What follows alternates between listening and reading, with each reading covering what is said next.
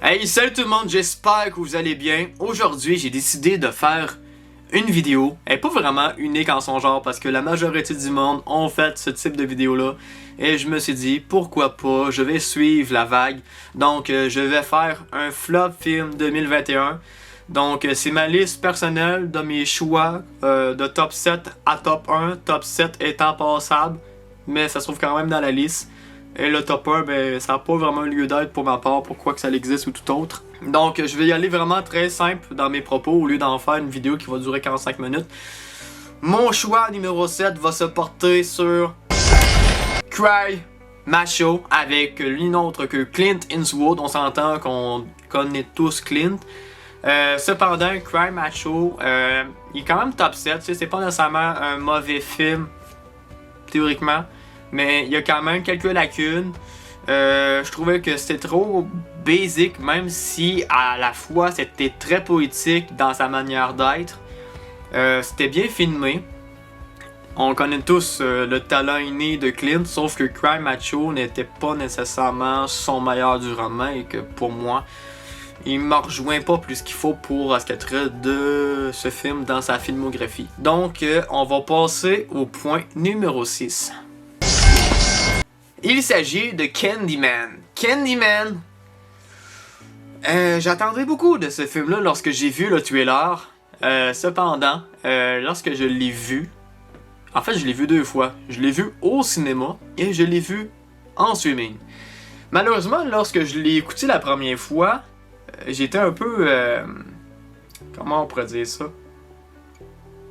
Ébloui par certaines prouesses de caméra. Cependant, lorsque je l'ai vu une deuxième fois, je trouvais qu'il y avait beaucoup de facilité scénaristique, du moins, mais le protagoniste était très bien dans sa façon d'être, l'acteur plutôt dit, pour canter le fameux serial killer Candyman. Cependant, je trouvais qu'il y avait beaucoup de facilité scénaristique. Tu es comme, voyons donc, pourquoi tu fais ça? Tu sais, en temps normal, t'aurais pas commis cette action-là. Mais bon, ça a le lieu d'être, dont le pourquoi que justement, étant mon top 6, Candyman, dans mon top flop de 2021. Donc, on va passer justement à mon top 5, justement de ce top 7, à mon 5e choix, plutôt dit, de ma liste.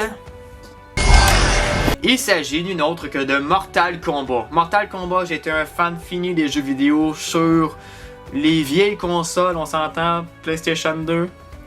Ceux que justement qui connaissent PlayStation 2 ou PlayStation 1. Faites un like sur la vidéo.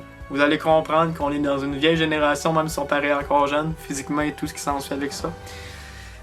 Pour ma part, lorsque je l'ai vu une première fois, j'étais vraiment ébloui par certaines prouesses techniques, surtout que moi j'étais un gars à visuel effect, donc en plus qu'il y avait des prouesses avec certains personnages qui ont en fait encore gardé leur dit pouvoir, puis qu'on sont parvenus, les concepteurs, à les mettre à l'écran. J'ai trouvé ça vraiment ingénieux, sauf que il y a certaines lacunes. C'est qu'il y avait beaucoup... la trame, elle suivait plus ou moins. C'était vraiment comme désordonné. Il y avait des beaux plans. Ça, je pourrais leur accorder. Cependant, lorsque je l'ai écouté une deuxième fois, j'étais un peu confus à certains moments lorsque je l'ai vu. Puis il y avait des personnages qui, justement, au gré d'avoir joué au jeu, j'étais un petit peu déçu par la tournure, qu'est-ce qu'ils ont pris comme chemin.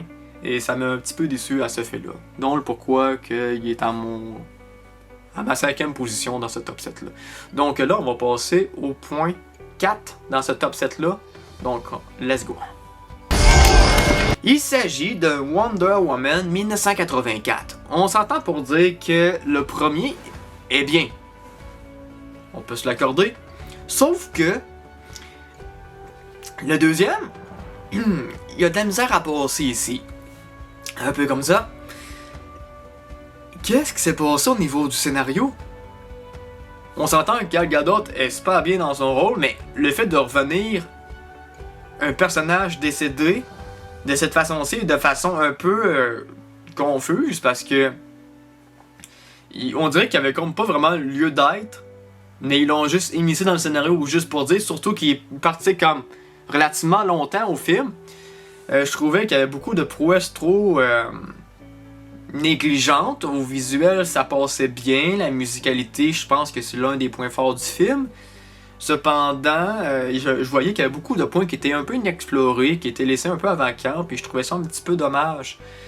dont le pourquoi que justement Wonder Woman 1984 se trouve être à cette position-là. Donc on passe au prochain point suivant.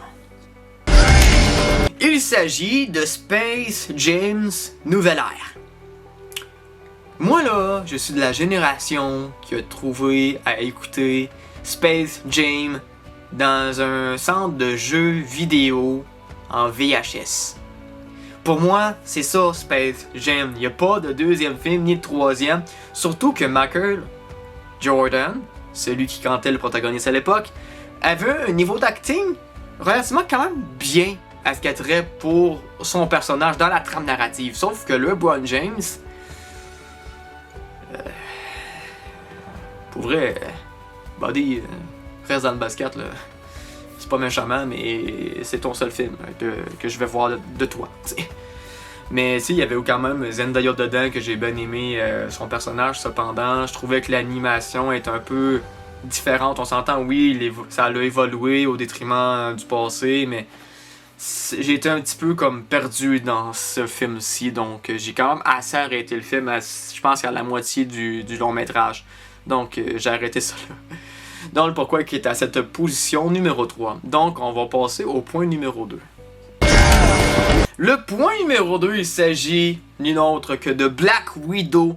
Là, je viens de dire un mot tabou. Black Widow, ça fait saigner des yeux, ça fait grincer des oreilles.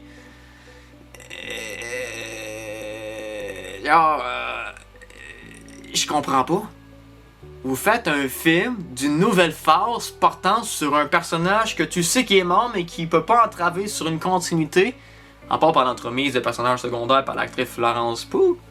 Mais il aurait dû faire ce film-ci dans la troisième phase, avant Avengers Infinity War, Avengers Endgame. Anyway, c'est pas un film à coup phénoménal l'affaire là. Elle fait juste combattre avec des points pis des genre de nunchaku en métal, peu importe comment on appelle les armes. Mais ça m'a vraiment un peu perdu. Il y a certains jeux d'acteurs là-dedans comme Florence Pugh, je pense que c'est la seule que je peux considérablement dire qu'elle a vraiment un niveau d'acting de renommée au fait justement qu'elle n'est pas juste attitrée à des films de super-héros. Puis c'est un peu pour ça que Black Widow, tu sais l'actrice, je sais qu'elle est bonne, mais le film, considérablement, n'a pas lieu d'être, tout simplement. Donc le pourquoi qui est en deuxième position, puis c'est quand même très mauvais pour ma part. Et là, vous allez sans doute vous demander, c'est quoi, Nikki, ton top 1 de ce top 7-là? Genre de flop film de 2021. Je vous laisse en suspens. Il s'agit de Monster Hunter. J'ai joué avec un de mes très bons amis au jeu à la Wii. Je tripais ma vie solide jusqu'à temps que je me suis dit j'ai tellement hâte de voir le film que malheureusement j'ai été vraiment déçu. Je l'ai même pas fini au cinéma. Juste pour vous dire, absolument, je reste jusqu'à la fin au prix que je paye mon billet puis avec ma bouffe et tout. Je l'ai même pas fini. Je pense que j'avais été retourné chez nous puis que j'avais écouté une série, genre une continuité d'une saison que j'avais entamée les jours précédents. J'étais un peu comme what the fuck, c'est quoi ces prises de décision un peu loufoques dans un situationnel, un mixage d'univers que ça n'a pas nécessairement lieu d'être. Surtout le positionnement de tirer au snipe, mais que tu regardes pas du bon oeil, au détriment que tu peux manger le gun d'en face, puis tu peux tomber avec un peu comme Nick Fury, tu sais, dans le Marvel Cinematic Universe. Ça, c'est un film qui était comme un peu comme ça serait pas un enfant de 7-8 ans qui fait des dessins et des gribouillis, mais en tant que tel, je te donne le scénario de Monster Hunter, puis fais-moi le scénario, dessine-moi là, je vais l'interpréter comme ça va être. Donc ouais, c'est pour ça que c'est mon top 1 là-dedans. Donc je sais pas si vous avez adhéré à cette fiche-ci, si vous êtes en accord avec certains films, du moins, me l'élaborer en commentaire, ça peut être vraiment gratifiant, du moins qu'on peut s'expliquer pour elle. Moi ça me dérange pas qu'on puisse élaborer s'il y avait un film dans cette liste-là que vous appréciez, que finalement est dans ma liste de flop films, c'est pas grave. Je suis capable de juger que votre compréhension sur le type de film qui pourrait être dans votre top film de 2021, ou du moins un film que pour vous c'est passable. Donc aussi, détriment, n'oubliez pas d'aimer, commenter, partager la vidéo si vous appréciez le contenu. Et l'un des points les plus importants aussi, c'est de vous abonner pour voir mes futurs contenus. Surtout celles des meilleurs films de 2021 que j'ai visionnés et ce qui va s'enchaîner pour la suite des choses pour mes films de 2022 que j'attends impatiemment. À tantôt, salut!